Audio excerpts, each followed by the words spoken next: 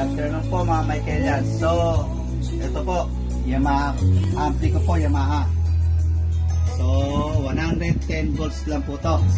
Kaya may transformer po siya. Ngayon, lalagyan ko po siya ng auxiliary fan. Kasi sobrang init po ngayon. Ito, dito ko pinadaan sa ilalim. Ito, dito ko nilusot yung wire. So, ngayon, kakabit ko po. Kasi mahirap po pa nag-overheat yung ano natin, mga gamit. Kaya kailangan pangalagaan po natin. Hindi pa matindiro yung unit na ito, Yamaha. Alam naman natin na pag Yamaha tatak. So ngayon, ayan, kinunik ko na po.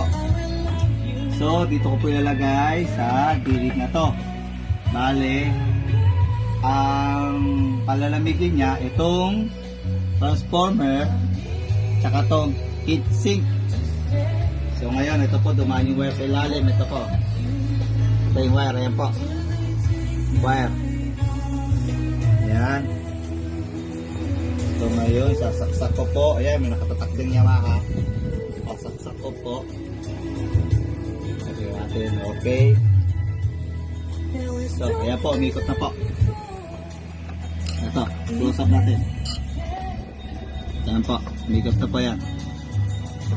So, pipix ko na lang po to. Itong wire, pipix ko rin kasi hindi pa nakatape. Pipix ko po, tsaka ito pipix ko rin para kahit magalaw yung unit, hindi na po siya ano. Bale, itong heatsink ang importante, tsaka itong transformer para mawas po yung init. O, sige po. Maraming salamat po. May God bless us all.